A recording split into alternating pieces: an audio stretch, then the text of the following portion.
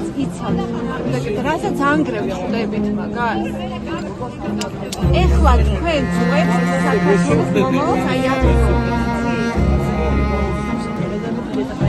ანუ ესე გასწავლეთ, ესე რომ თქვენი აზრი არ გქონდეთ და ჩვენ რასაც გეტყვით.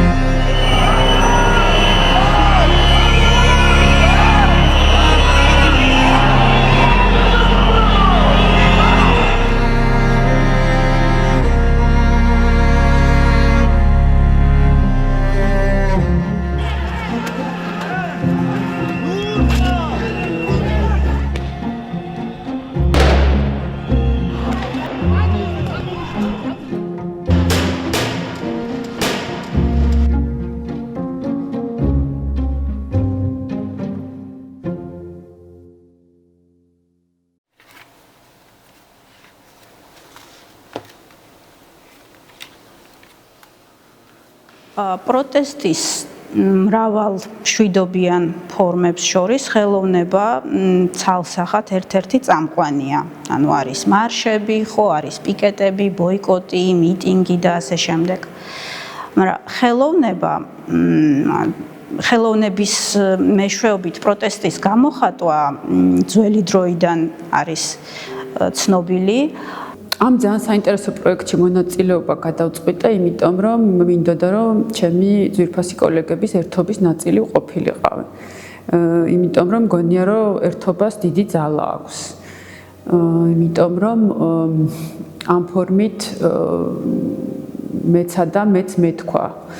ის თუ რამდენად არ მომწონს, როცა სახელმწიფო ჩვენგან დაუკითხავთ თუ ჩვენს ნაცვლად იღებს არასწორ გადაწყვეტილებებს. ხო, ანუ ზოგადად არ ვიცი რა, ესეთ თემებზე ყოველთვის მომწონს ხოლმე კი და მჭირდება გზნობ ხოლმე საჭიროებას რომ ვიმუშაო. როცა რაღაც ისეთი ხდება, ეგეთი რაღაც მოთხოვნილებასავით მაქვს, რომ რაღაც მინდა ხოლმე რომ აი ჩემი მედიუმიდანაც რაღაცნაირად გამოვხატო ჩემი დამოკიდებულება, იმიტომ რომ ფიქრობ, რომ ჩემი საკომუნიკაციო ენა ეს არის რა, ანუ რას ვაკეთებ, ამით შემიძლია რომ ყველაზე უკეთესად ჩემი თავი გამოვხატო. ტექსტების დაწერა რომ შემეძლოს, ალბათ ტექსტებს დავწერო, ტექსტს ვერ წერ და ამიტომ მინდა რომ ჩემი საქმით გამოვხატო ჩემი განწყობა და ჩემი რეაქცია ყველაფერთან დაკავშირებით. ჩემი აზრით ძალიან საინტერესო იყო ეს პროექტი იმით, რომ ორი კუთხე ქონდა ილუსტრატორები და მწერლები, საინტერესო ამბები, რომლებიც საინტერესოდ იქნებოდა ვიზუალიზირებული და მთლიანად ეხმიანებოდა იმ მოვლენებს, რაშიც ვცხოვრობ. თითქოს მინდოდა რომ აი რაღაცა მეთქვა სათქმელი, მაგრამ ზუსტად რა ფორმით მეთქვა, მე თვითონ არ ვიცოდი რა და ამ პროექტის შესახებ რო გავიგე, ძალიან გამიხარდა, რომ აი ეს უკვე რაღაცა აი მწერლის დამუშავებულ მასში დალექილ აზრთან მექნებოდა შეხება და ამის მიხედვით შევქმნილი ნამუშევარს. ფიქრობ, რომ ადამიანები, რომლებიც არ მეთანხმებით იმ პროცესებს, რომელიც ხდება ჩვენს ქვეყანაში, ყველა საშუალებას ვიყენებთ იმისთვის, რომ ეს დავაფიქსიროთ და ჩემთვის ეს პროექტი იყო ერთ-ერთი გზა, რომ შენი ხმა გაისმას. ხელოვანებისთვის ის მედიუმის საშუალებები, რომლებსაც წლებია იყენებენ, არის საუკეთესო საშუალება იმისთვის, რომ გამოთქვან საკუთარი აზრი და აჩვენონ სხვებს მათი თვალით დანახული სამყარო.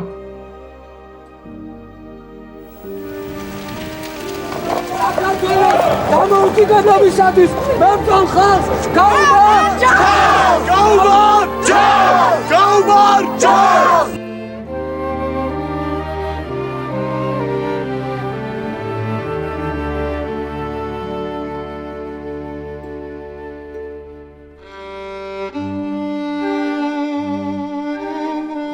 აპრილმა ძალიან ესეთი დიდი დაღი დაასვა ჩემ სტუდენტობას, საერთოდ აი შემდეგ პერიოდს, იმიტომ რომ არ მეგონა რომ საერთოდ ესეთი რამე შეიძლება მომხდარიყო თბილისში. მით უმეტეს აი იმ ადგილას, სადაც გავიზარდე. აი აკადემიაში მესამე კურსიდან უკვე დაიწყო 9 აპრილის გამოსვლები და ვიღებდით მონაწილეობას პროტესტებში და აკადემიასთან ზიჩის ქანდაკებასთან მქონდა დროშები აღმართული და რა ვიცი დიდი ენთუზიაზმით ამ პროცესში ჩავერთეთ მთელი სტუდენტობა.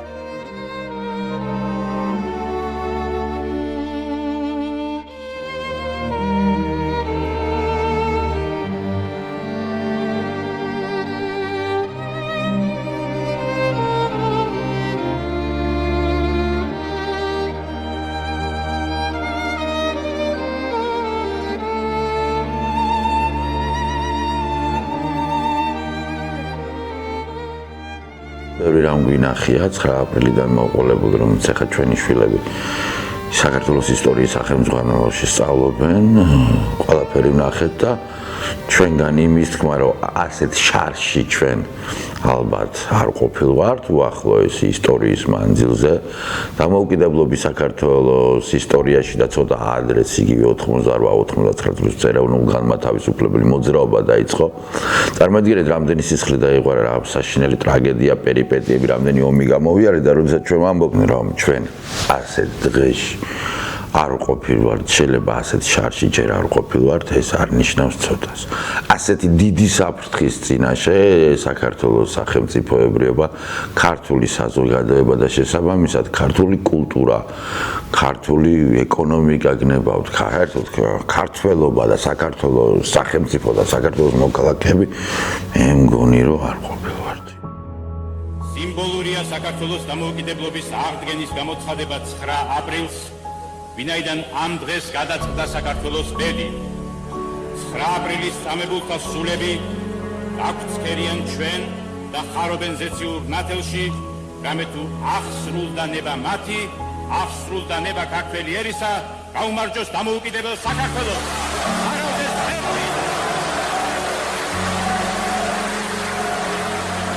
ჩვენ გვახსოვს ზვიად გამსახურდიას გამოსვლაც პარლამენტში, როდესაც მან საქართველოს დამოუკიდებლობა გამოაცხადა და ეს სიხარული და იმედი მომავლის, რომელიც ამ განცხადებას ახლდა.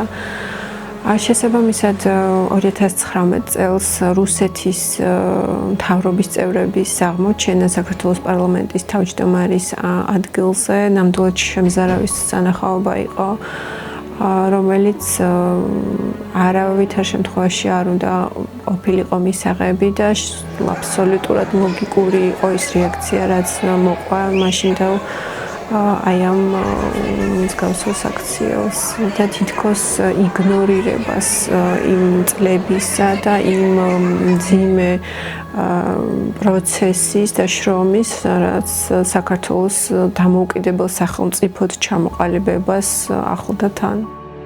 როდესაც ჩვენ კონსტიტუციაში ძალიან მკაფიოდ გვიწერია, უკვე კარგი ხანია, რომ საქართველო უნდა მიისწრაფოდეს ევროინტეგრაციისკენ, რეალურად მით უმეტეს ბოლო წლების განმავლობაში გადადგმულმა ნაბიჯებმა გვაჩვენა ის, რომ ხდება აბსოლუტურად საპირისპირო.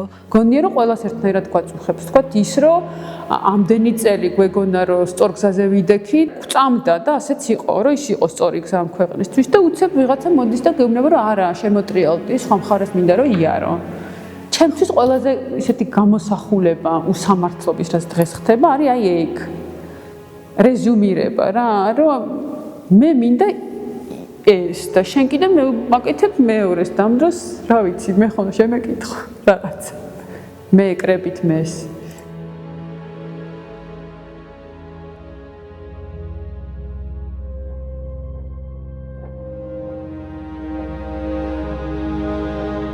გარკვეული პერიოდის განმავლობაში ჩვენ ვინარჩუნებდით სიმშვიდეს და ვცდილობთ გაგვეკეთებინა ჩვენი საქმე, მიუხედავად იმისა, რომ ხედავდით, რომ იზრდებოდა კორუფცია ქვეყანაში, არ მიდიოდა წინ ქვეყანა, გარკვეული 10 წლეული ფაქტობრივად ქვეყანა იდგა ერთ ადგილზე და პირიქით ხდება დათრგუნვა ადამიანის უფლებების, მაგრამ 2024 წლის გაზაფხულიდან, როდესაც საქართველოს მთავრობამ მიიღო კანონი გამჭვირვალობის შესახებ.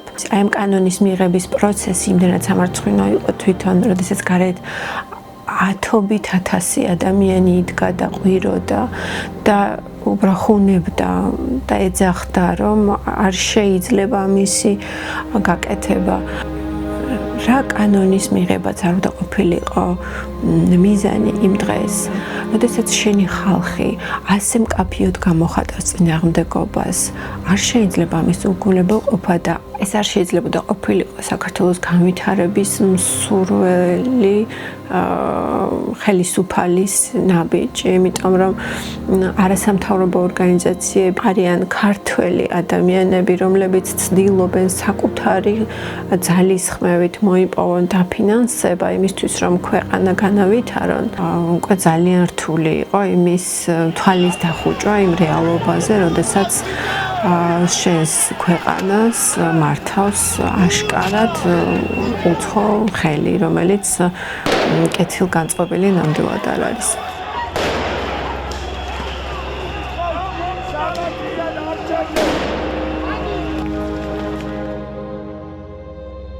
მეჭვება, რომ ქართველმა შეძლოს საქართველოს დასანგრევად იმ ხელა მასშტაბის სტრუქტურული მექანიზმის ორგანიზება, როგორიც იყო 2024 წლის არჩევნები. ეს იყო იმპერიალისტური იდეებით შეპყრობილი ქვეყნის მიზანი დაენგრია და დაეშალა მის ირგვლივ მყოფი პატარა ქვეყნები, როგორც სახელმწიფოებრივად, ასევე ფსიქოლოგიურად, იმისთვის, რომ საბოლოოდ ჩაეგდო ხელში.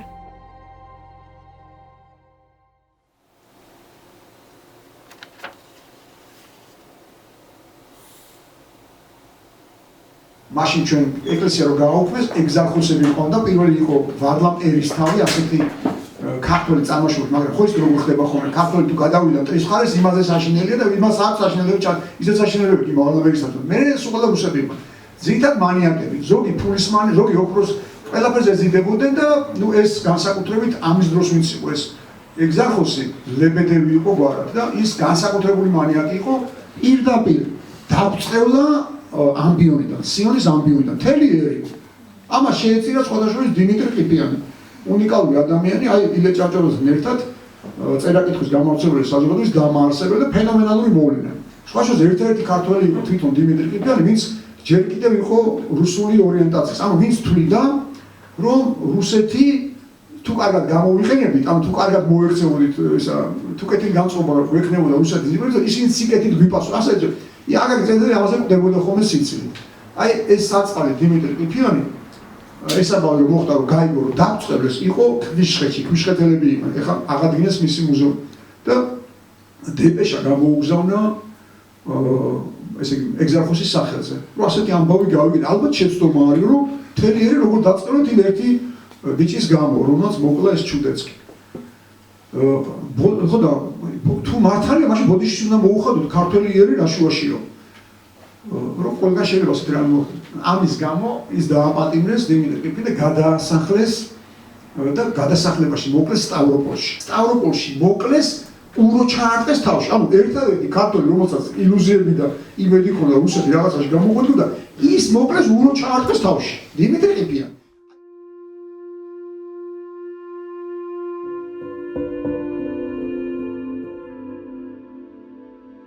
ჩვენი ქვეყანა სამწუხაროდ დემოკრატიული პრინციპებიდან ძალიან შორს არის და ნელა დიქტატორულ რეჟიმში ვიწყებთ ცხოვრებას. როდესაც ადამიანს ხმის უფლება ერთმევა, როდესაც ადამიანის არჩევნებში მონაწილეობის უფლება ეზღუდება და თვითგამოხატვის უფლება ეზღუდება, ის ფაქტიურად კარგავს ადამიანობასაც. ძალიან საშიში გეზი აქვს რა ქვეყანას აღებული. და მნიშვნელოვანია რომ ყველამ ვილაპარაკოთ ამაზე და ჩვენი წვლილი შევიტანოთ ყველამ ამის გამოსწორებაში როგორც შეგვიძლია ან იმაში რომ ხალხს გავაგებინოთ სად ცხოვრობთ რა ანუ რა მდგომარეობაში ვართ ბევრს ეს არ ესმის ვემსგავსები ავტორიტარულ ქვეყანას თუ კიდევაც შეიძლება ითქვას რაღაცა ფაშისტური ტენდენციების მქონე ქვეყნებს, როგორიც არის მაგალითად ჩრდილოეთ კორეა, ირანი თუ დღევანდელი რუსეთი, რომელიც სრულიად უსირცხვილოდ ბომბავს მის მეზობელ ქვეყანას და ეს ძალიან გამართლებულად მიაჩნიათ. რუსეთი არ არის კარგი მეგობარი, მისი ნდობა არ შეიძლება, მისი სიტყვების ნდობა არ შეიძლება. ადრეც მithქვამს და სამწუხაროდ მიწევს გამეორება, რომ ეს არ არის ჩვენ ყოლია ცუდი და დამნაშავე და სულელი მთავრობა ჩვენ ყოლია კიდევ უფრო ცუდი და დამნაშავე და სულელი მთავრობა, მაგრამ ეს იყო გამოუცდელობა ერთის მხრივ, ეს იყო პირველი ნაბიჯები, ეს იყო საქართველოს სახელმწიფოების პირველი ეტაპი განვითარების, მაგრამ ჩვენ ახლა არ გვყავს საქართველოს საკუთარი ხელისუფლება, ჩვენ გვყავს საოკუპაციო რეჟიმი. რა თქმა უნდა, სულ იყო წინ გადადგმული ნაბიჯები, რაღაც მომენტში უკან ვიხებდით, მაგრამ ასე თუ ისე სულ წინ მივდიოდით და დღევანდელ დღეს აი ვერც ვერასოდეს ვერ ვიფიქრებდი, რომ ასეთ დროს მოვესწრებოდი, როცა ისევ იმ ძველ დროში გვაბრუნებენ საბჭოთა პერიოდში, რომლიდანაც ასე ძნელად გამოვედი.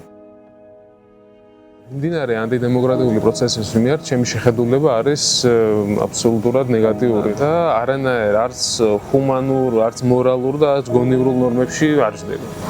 თითქოს ის გარემო, რომელშიც ჩვენ აღმოჩნდით, აი ამ მიმდინარე სიტუაციის გამო, ადამიანის ადგილს აღარ ტოვებს, ადამიანად ყოფნის და ადამიანურობის ადგილს არ ტოვებს. თითქოს ცდილობს, რომ წაშალოს ის, რაც ადამიანურია. აი, ყველაზე მეტად რაც ცხოვრებაში მაგიჟებს, არის უსამართლობის შეგრძნება და ეს უსამართლობა ყველგან სუფევს. და ამ უსამართლობაში აი ეს ურთიერთობები დაიკარგა, რაც ადამიანებს ერთმანეთში უნდა კონდეს ერთმანეთისთვის და ნუ აიგარი რა ადამიანი რო აღარ არსებობს და ჩემთვის ყველაზე მტკივნეული არის დღეს ის, რომ ამდენი სინდისის პატიმარი ყავს და ძალიან რთულია ჩემთვის რაღაცაზე კონცენტრირდე, ვაკეთო ის, რაც მიყვარს, მაშინ როცა ვიცი, რომ ამდენი ადამიანი არაფრის გამოზის ციხეში. და აი ძალიან რთულია ზოგადად მგონი ყველასთვის, ვისაც მაგდენი ემპათია შეერჩა, რომ ეს გულთან ახლოს მეიტანოს, იმაზე კონცენტრირდეს, რაც უყვარს, აკეთოს თავის საყვარელი საქმე, როცა იცი, რომ არაფრის გამოზის ვიღაც ციხეში და ეს ვიღაც შეიძლება შენი შვილი, შენი ძმა ან ვიღაც სხვა ყოფილიყო. ამიტომ ჩემთვის პირადად ყველაზე მნიშვნელოვანი არის, რომ იქ მივიდე, დავფიქსირდე, როგორც პროტესტის გამომხატველი ადამიანი, ანუ ადამიანი, ვინც თავის თავს აფიქსირებს, ან ფიზიკურად ფიქსირდები პროტესტში. დღეს პოლიტპატიმრების რაოდენობით რუსეთს გავუსწარით და დღეს საქართველოში ადამიანები იხდიან სასჯელს აბსურდამდე სასაცილო მიზეზით, როგორც არის ტროტუარზე დგომა. ყველა ინსტიტუცია გაპარტახებულია, ყველაფერი ჩამოშლის ზღვარზეა. დღეს ქვეყანაში გვაქვს გაცხადებულად ტოტალიტარული რეჟიმი, როცა ადამიანებს ეშინიათ ერთმანეთის მხარდაჭერის, როცა კოლეგას უპატიმრებენ და ადამიანები ხმას ვერ იღებენ იმის შიშით, რომ შეიძლება სამსახური დაკარგონ, ეს არის საზოგადოების მორალური ხრწნა. ჩვენ საზოგადოებას უმძიმესი დრო გვიდგას, გარდა იმისა, რომ არლეგიტიმური მთავრობა ყავს, ასევე სამწუხაროდ ჩემი აზრით არ არსებობს ისეთი ადამიანი თუ ადამიანების გაერთიანება, რომელიც უკეთეს გზაზე დააყენებს ჩვენ ქვეყანას. ეს უიმედობა ყველგან იგრძნობა და ალბათ ცალკეული ადამიანების ზურგზე არის ჩვენი მომავალი, ისევე როგორც ყოველთვის იყო.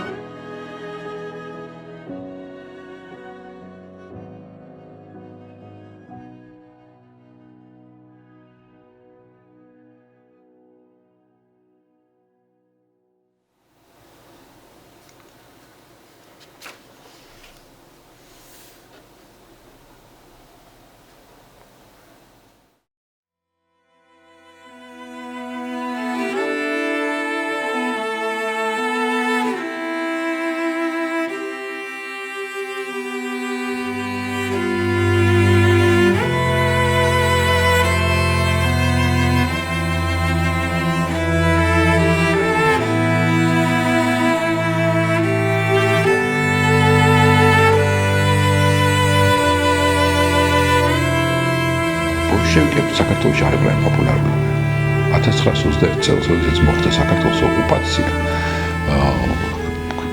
ჩამოსულ სტალინს ქარხნებში მუშებმა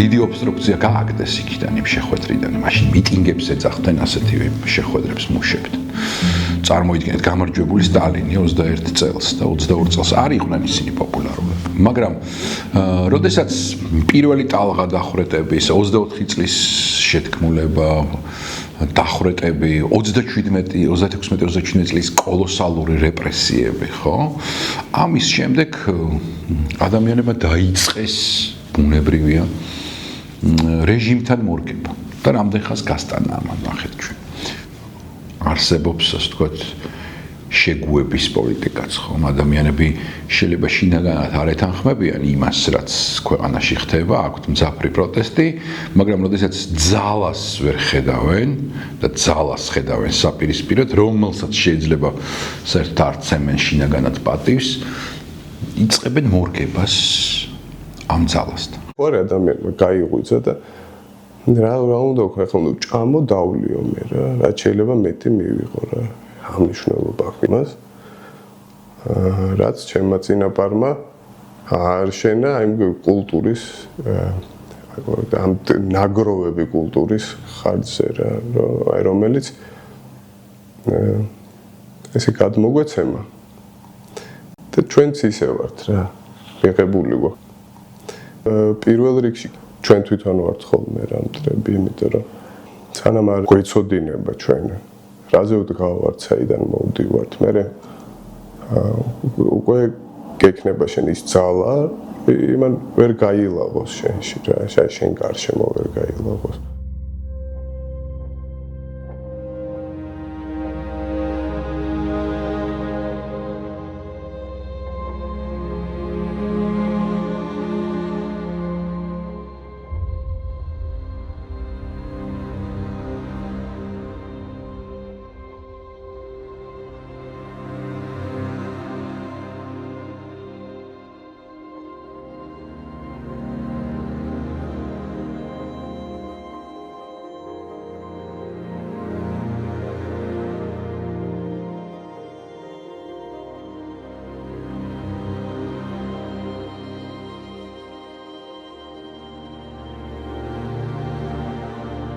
ყველაზე მეტად მაფიქრებს და ხშირად ჩეხები ისეთ ადამიანებს, ვინც რაღაცნაირად ცდილობენ თვალი აარიდონ არსებულ რეალობას, გააგრძელონ ჩვეულ რეჟიმში ცხოვრება და ამით თითქოს პასუხისმგებლობას ირიდებენ თავიდან.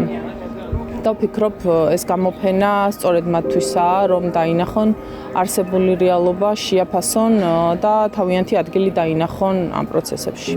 თუ თვალს დავხუჭავთ ამ ყველანაირ საქციელზე, მავნებლურ საქციელზე ვიტყოდი, ეს არის ხელის მოწერა ქვეყნის დაღუპვაზე. ჩვენ ახლა ვიღებთ გადაწყვეტილებას იმისთვის, იარსებებს თუ არა მომავალი 10 წლეულების საქართველო, თუ ეს არის, რაც ეს მრავალსაუკუნევანი ქვეყანა მოვიდა და ამით დავამთავრებთ ცხოვრებას. ისეთი სახით მაინც, რასაც შეიძლება დავარქვათ მეტნაკლებად მაინც დამოუკიდებელი საქართველო. ყველა ხედავს ამას უკვე. უბრალოდ ადამიანებს ძალიან გვიჭირს ნაბიჯების გადადგმა, პირველი ნაბიჯის გადადგმა ძალიან რთულია და ძალიან გვიჭირს ვაღიაროთ ჩვენი შეცდომები, ის რომ გვჯეროდა და გვიღალატეს. ძალიან რთულია, იმიტომ ბუნებით ვართ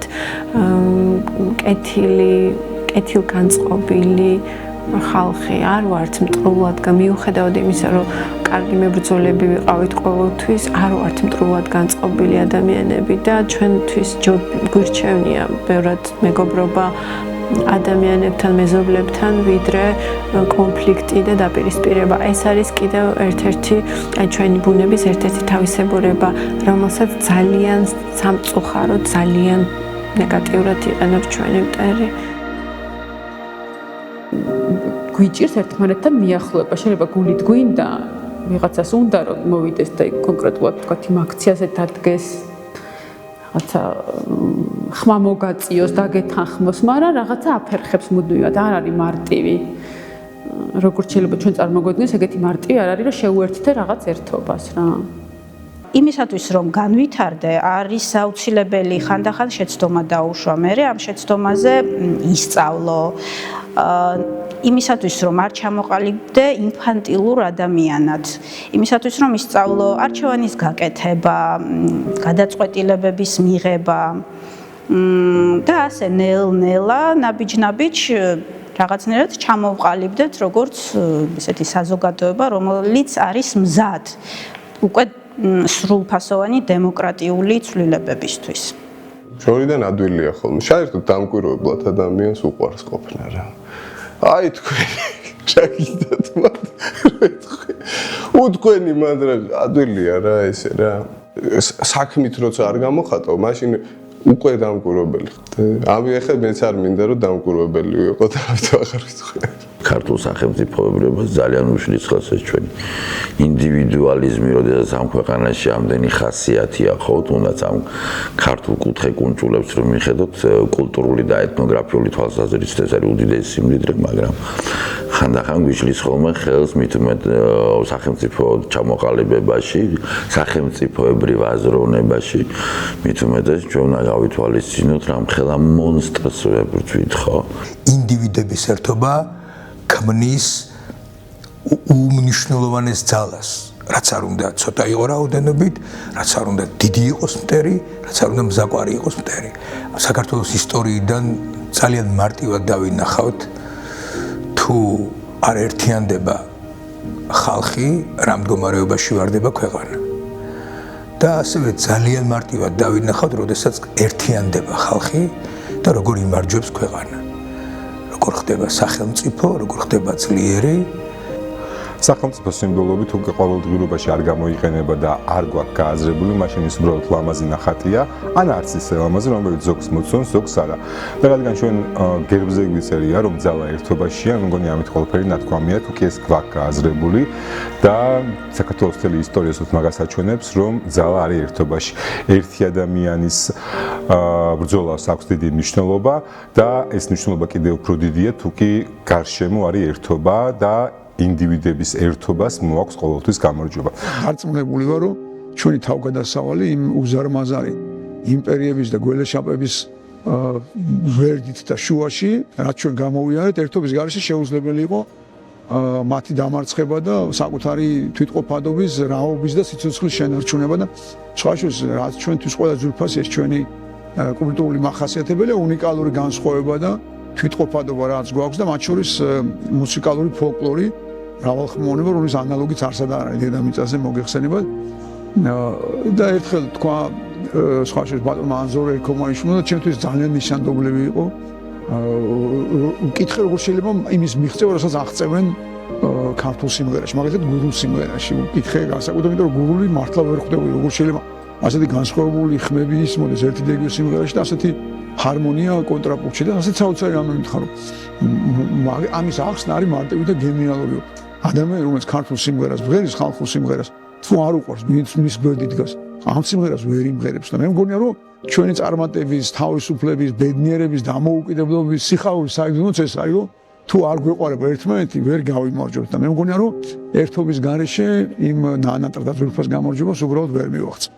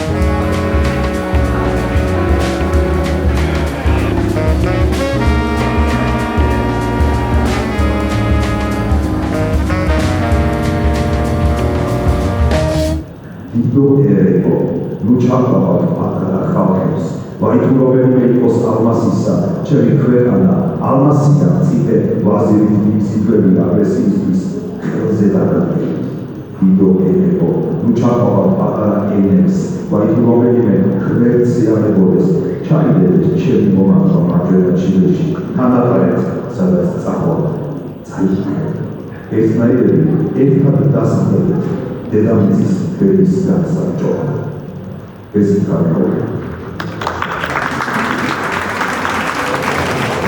ამ პროექტმა გააერთიანა ყველა ის მოსაზრება, რომელიც თაობიდან თაობას გადაეცემა და რომელთა გადასინჯვა ხშირად არ ხდება. ეს არის კონტრმოსაზრებები იმაზე, რაც საუკუნეების განმავლობაში რუსული პროპაგანდის მიერ ვრცელდებოდა და ილექებოდა ხალხში. რომელთა წინააღმდეგაც არაერთი პუბლიცისტური წერილი, ნაშრომი, ხატული ტექსტი დაწერილა და ქართველი მწერლები, მეცნიერები ცდილობდნენ იმ პროპაგანდის გაფანტვას და ეს პროექტი ერთ-ერთი ნაბიჯია ამ პროპაგანდის გასაფანტად. რა თქმა უნდა, ყოველთვის მნიშვნელოვანი არის, როდესაც სიტყვა გადაიქნება ვიზუალად, იმიტომ რომ ადამიანების ნაწილი სიტყვას გაცილებით კარგად იმახსოვრებს, ნაწილი ვიზუალური მახსოვრობა აქვს. შესაბამისად, ეს პროექტი ამდენად არის მნიშვნელოვანი, რომ ნებისმიერი გემოვნების და ნებისმიერი, ასე ვთქვათ, აღქმის ადამიანისთვის ძალიან გასაგები ხდება ის თუ რა გზავნილი აქვს ზოგადად საზოგადოებას. ძალიან მომეწონა ეს გაერთიანება, რომ აი წერლები წერდეთ, ხატავდით და რაღაცა ერთობლივი სახელოვნება ნამუშევარი იჭრებოდა, რომელიც არანაკლებ პროტესტია, როგორ ანუ იმას არ უშევადაო, რომ რუსთავაზი ხალხური დგას, არანაირად არ ჩამოუვარდება მაგას. წიგნი, იარაღი, ხმალი, სიტყვა, მუსიკა, ფილმი არაფერი რა ვიცი, წყალი, მიწა, ჰაერი ჩვენ ყველაფერი უნდა გამოვიყენოთ იმისთვის, რომ დავიცვათ ჩვენი სამშობლო, ამის ჩვენ სრული უფლება გვაქვს. ჩერჩილისოვე სიტყვით დავასრულებ, როდესაც გაგანია მეორე მსოფლიო ომის დროს იმდროინდა და მე მგონი კაცობრიობის ისტორიაში ყველაზე ძლიერ სამხედრო მანქანას გერმანულ ვერმახტს ებრძოდნენ. კულტურის სამინისტროს გამოუზარმაზარი თანხა და უთხრეს, რომ რა დროს ეს არის, როდესაც ასე დღეში ვართ, ლონდონი იბომბება ყოველ დღე და აბა თქვენ რა გონიათ ახლა ჩვენ რისთვის ვიმობთ, კულტურისთვის ვიმობთ. ჩვენ ყველანი ვიმობთ ჩვენი სამშობლოსთვის, საქართველოსთვის. საქართველოს პირველ ყოვლისა გახლავთ კულტურა, კულტურული ხალხი, კულტურული ქვეყანა და უზარმაზარი კულტურული ტრადიციების ერი. თუ რაღაც არ წარმოედგინე, ვერც მოხდება. ეს ჩემი ლექსი, აი ესე წარმოვიდგინე, რომ ერთ მშვენიერ დღეს სადღაცას მომავალში ადამიანი, ჩვეულებრივი ადამიანი მივა დიდობის სამეტრო სადგურში, ჩაჯდება ჩვეულებრივ სამარშრუტო ტაქსში და ჩავა სოხუმში. მაგრამ თუ საქართველო არ წავიდა ევროპისკენ, თუ საქართველო არ იქნა დამოუკიდებელი და დემოკრატიული ქვეყანა და დარჩა რუსეთის გავლენის ქვეშ, ეს ლექსიც, ეს ნახატიც ყველაფერი დარჩება ქაღალდზე, ყველაფერი დარჩება ოცნებად. უბრალოდ შემთხვევაში ალბათ უფრო დიდი ჩაგრავს პატარას, მაგრამ ყოველთვის აქ აზრი იმას რომ იბრძოლო და არასდროს არ უნდა გაჩერდე, იმიტომ რომ თუ იბრძვი მაშინ გაგშანს, თუ არ იბრძვი მაშინ შანსიც არ გაქვს. შეგვიძლია უნდა გავაკეთოთ ხელოვანმა ხალხმა, უნდა ვიბრძოლოთ ამ ფორმით, სხვა ფორმები ჩვენ არ ვიცით, თავისუფლებისთვის. პასუხებდი იმ კითხვას, რაც ქართულ ოცნებას აქვს, ესე გაუთავებლად აბაუმი გინდათ, ამაზე მე კი არა ვაპასუხებინებდი შოთას, რომ სჯობს სიცოცხლესთან აძრახსა სიკვდილი სახელოვანი. შედეგი ძალიან მალე იქნება, ძალიან მალე გამარჯვების შედეგი და ღირსეული სახელმწიფოს, ღირსეული ქვეყნის დამკვიდრების შედეგი ძალიან მალე იქნება. ეს არ არის პათეტიკა და ეს არ არის რაღაცა ამაღლებული ფრაზები. ნამდვილად ესე. ჩვენ დავიყოთ მზად იმისთვის, რომ როდესაც გაიხსნება კიდევ ერთხელ პანჯარა, როდესაც გეოპოლიტიკურად რუსეთი წავა სრული მარცხისაკენ, ჩვენ დავიყოთ მზად, რომ საქართველოში მოხდეს მნიშვნელოვანი ცვლილებები და ეს შეიძლება ძალიან მალე მოხდეს. ამიტომ ეს მზაობა ძალიან მნიშვნელოვანია. რომ ყველა შესაძლებლობებისთანავე, როდესაც ეს შესაძლებლობის ფანჯარა გაიხსნება, ჩვენ ამისთვის მზად ვიყოთ. და მე მგონია რომ ჩვენი პროტესტი, ჩვენი ფიქრი, ჩვენი რაღაცა ერთობა არის სწორედ ეს სამზადისი. ისმის ჩემი ხმა? ჩემი ხმა ისმის?